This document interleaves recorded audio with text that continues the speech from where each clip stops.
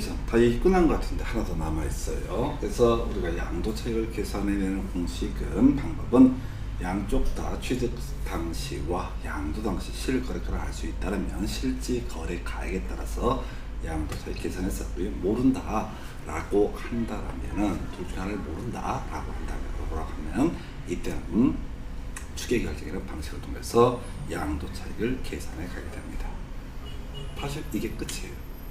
혼자서 취득했다. 혼자서 양도하게 되면 둘 중에 하나의 방법을 통해서 양도 차익 계산하고 이걸 베이스로 해서 장기부의 특별 공제액 빼서 바로 양도소득 금액이라는 것을 계산해 낼 테고 여기서 기본 공제액 250을 빼서 과세표준 계산해 낼 테고 세율 찾아봐서 곱해서 바로 산출세액을 뽑아내면 됩니다. 자, 근데 말이죠. 자, 예를 들어서 어떤 사람이 3억 취득했습니다. 10년짜리. 근데 뭐 주택으로 치고 가격이 많이 올랐어. 10년 사이에. 딱 보니까 한 12억 돼버렸어. 쌩 난리가 난 거지. 그러면 양도소득세가 어마무시하게 커집니다. 그래서 이분이 머리를 봅니다. 어떻게? 배우자 직계 존비, 자기가 10억에 파는 게 아니라 배우자 직계 존비세액에 증여를 해버립니다. 예를 들어서 배우자에 대한 증여는 6억까지는 비과세 대상이 됩니다. 상식적으로 알아두세요. 돈 많은 배우자한테 6억까지는 증여할 수 있습니다. 세금 안 내고 증여세를 안 내고 단 하나 알고 계실 게 6억 자산인데 6억을 증여했다 라고 하게 되면 개털이 되겠죠. 그 다음부터 찬밥일 겁니다. 그다 치고. 그러면 자 배우자한테 6억째 10억이 된 상태에서 증여를 해요. 그리고 이 사람이 12억에 팔아.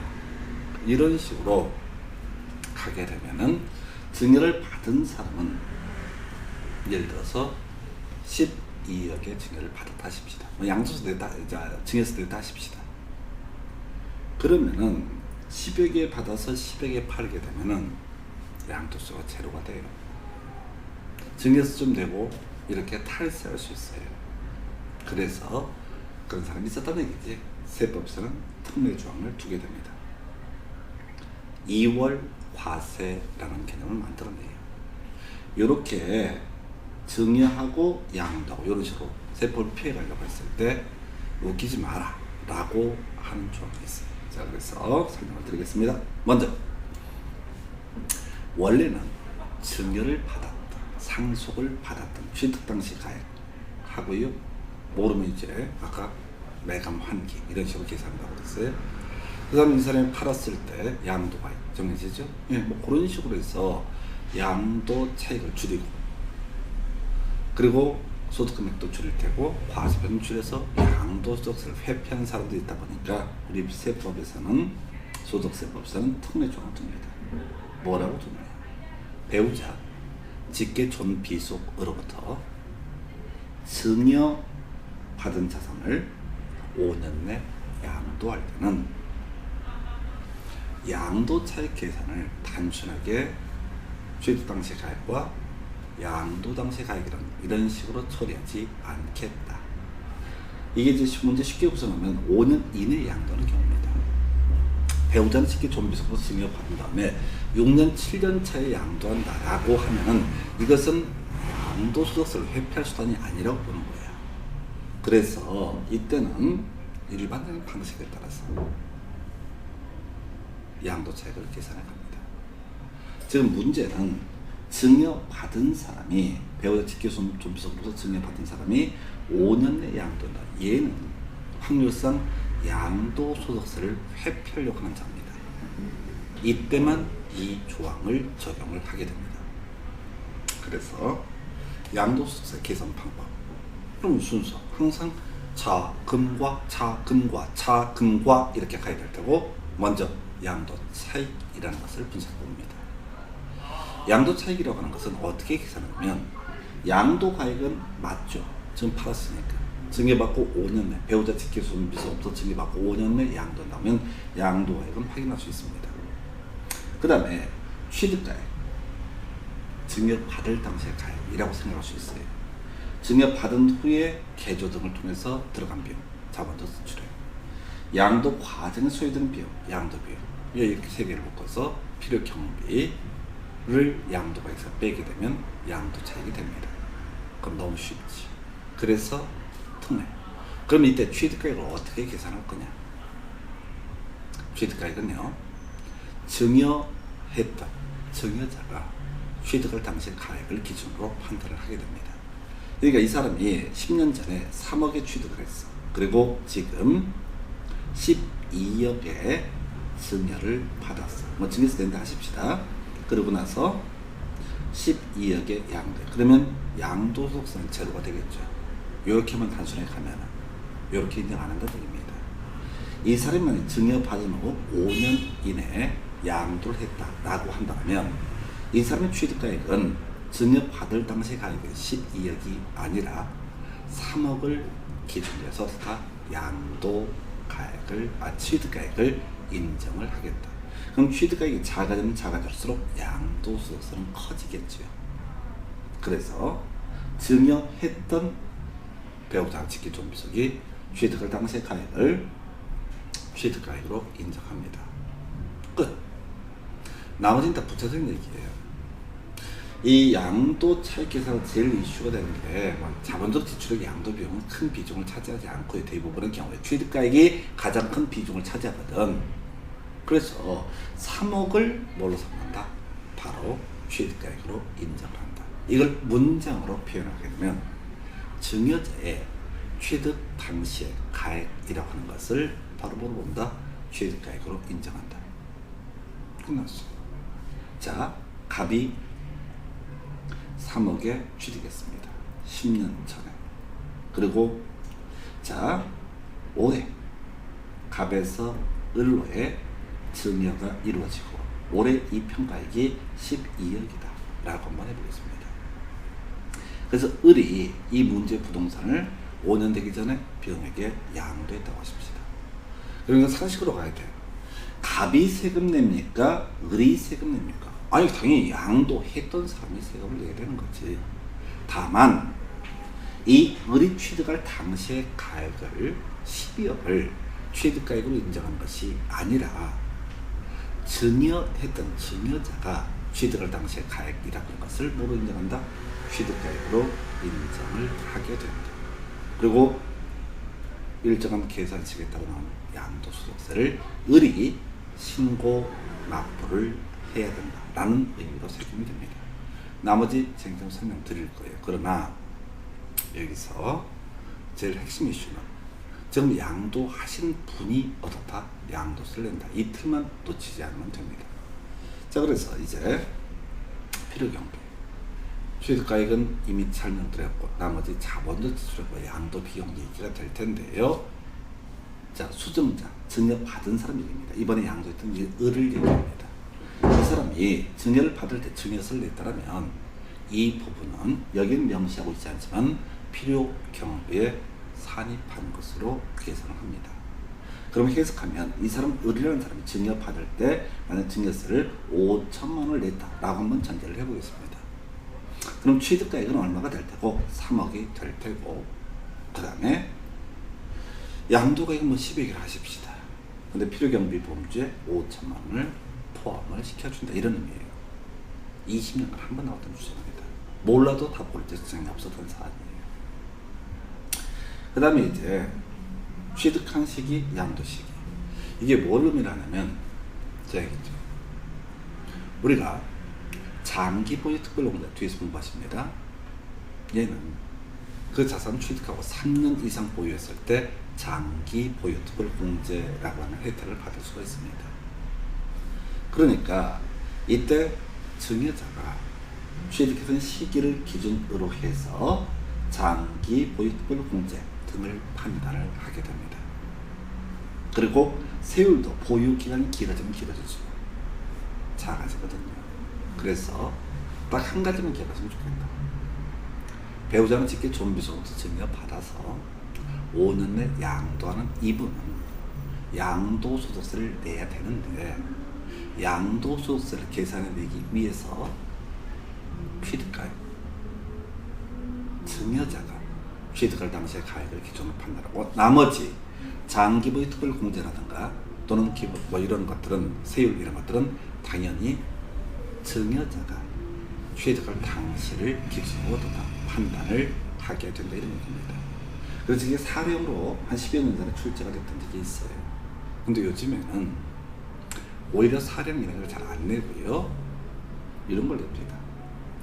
6년차 양도하는 경우 이렇게 안 해요.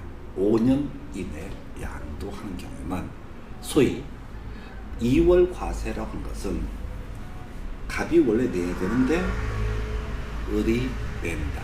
그거 다 묶어서 똑같이 이런 식으로. 그럼 이런 조항이 있게 되면은 양도소득세를 회피하기 위해서 증여한 다음에 증여받은 수증자가 양도소득세를 적게 내겠다. 이런 것들을 아예 시도를 하지 않게 됩니다.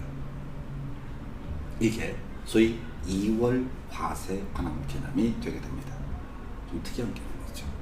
자, 일단 2월 과세 문제는 배우자나 직계 존비속부터 증여를 받았고 5년 내 양도한다라는 전제가 쌓이게 되면 소위 2월 과세 문제가 발생을 하게 됩니다. 그러면 이제 세법이 이렇다라고 한다면 우리 또 납세하실 분들이 머리 굴리겠죠. 세법을 잘 아는 사람들은 그러면은 자 갑이 3억에 취득했어 10년 전에. 그리고 이 갑이 을한테 증여를 해요. 그리고 을이 증여받은 후부터 5년 내 양도를 해요. 그러면 여기에 걸려서 양도소득세를 줄일 수가 없어요. 그럼 머리를 쓰는 거예요. 어떻게 하면 좋을까? 그럼 증여를 안 하면 되겠네. 증여를 안 한다는 얘기는 갑과 을 사이에 매매 등을 하는 경우가 있겠죠. 대신 지금 12억에 갑이 팔아야 되는데 어떤 식으로? 갑이 을한테 갑이 지금 당장 팔면 10억에 팔게 될 물건인데 양도소득세 등을 줄이기 위해서 경우수를 막 만들어 보는 거야. 갑과 을 사이에 3억에 매매가 됐을 때 6억에 매매가 됐을 때 12억에 9억에 매매가 됐을 이런 경우수를 가지고 자 갑이 을한테 매매를 하게 되면은 갑은 양도소득세 내겠죠. 을이 이 물건을 12억에 양도를 하게 되면 또 양도소득세를 일자리 내겠죠. 그래서 경우수를 쭉 뽑아보는 거야. 토탈 양도소득세가 얼마인지를. 그래서 다 합쳐서 양도소득세가 가장 낮은 쪽을 선택을 하게 될 것이다. 겁나 계산을 많이 돌려봐야 됩니다.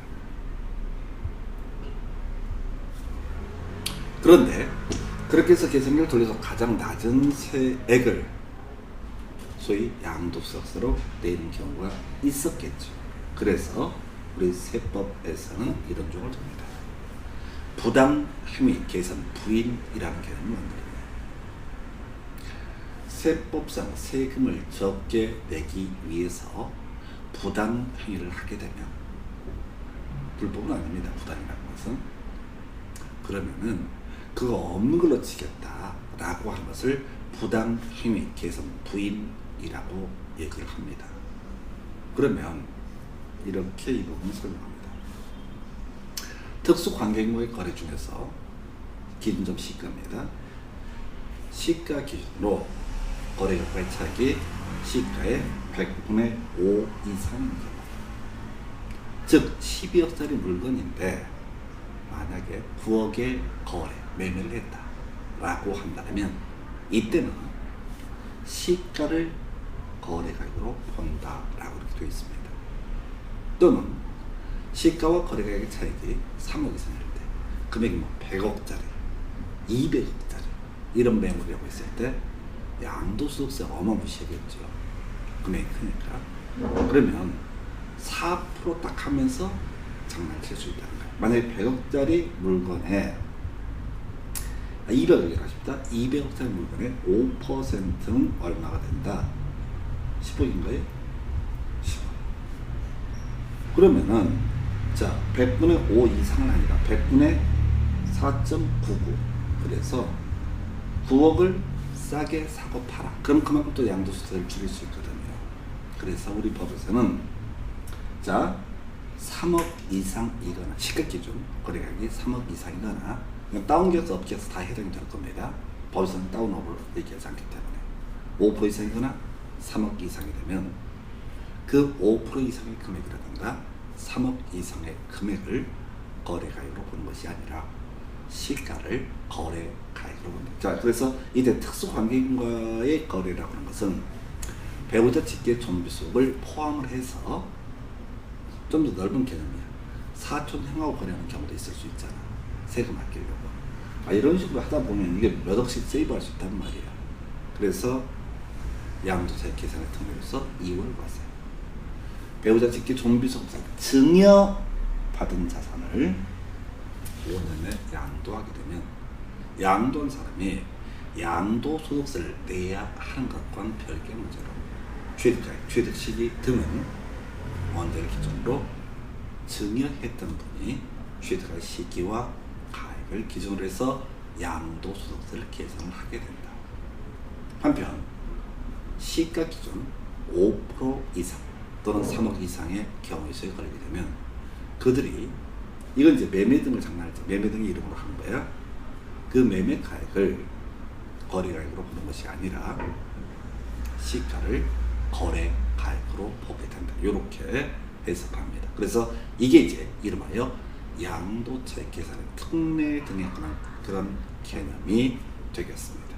어때요? 작은 거에서 예를 들어서 실질 거래가액 관련 지산증이라고 하는 것은 필요경비범죄 포함되지 않는다. 양도 차익 계산을 다 추계결정, 매감환기, 매감기라고 하는 거. 물론 이제 그때 취득 환산가액이라는 것은 실매감 곱하기 양도 당시 기준시가분의 취득 당시의 기준시가 이렇게 이제 계산해내는 것도 설명을 드렸습니다. 뿐만 아니라 증여라든가 실거래가 시가와 무관하게 낮은 또는 경우에 더 높을 수도 있겠죠. 좀 낮은 게 문제가 될 텐데 이렇게 매매 가액을 위장을 한다 라고 하게 되면 국가에 세금 받아내려고 그 꼴을 보고 있지 않게 됩니다. 여기까지가 양도차익 계산의 방법, 실각과 그 다음에 추계결정 그리고 계산의 특례 이런 식으로 정리를 하게 됩니다. 그래서 양도차익 얘기만 가지고 거의 우리 1시간 반 정도를 설명을 드렸습니다. 만만치 않습니다. 그런데 제가 분석하고 연구한 결과에 따르게 되면은 별 내용이 없어요. 뭐 깊이 읽어보고 자식할 것도 없어. 그냥 쏙 들으시면서 계속 단순하게 이 책을 잡아가시는 거예요. 그래서 우리가 양도소득 산출세를 뽑아내기 첫 번째 단계로서 양도차익이라는 개념을 설명을 드렸습니다. 자, 그 다음에 이제 양도소득 금액의 계산이라는 얘기 양이 좀 되는 게 잠시 끊었다가 양도소득 금액에 대해서 설명을 드리겠습니다.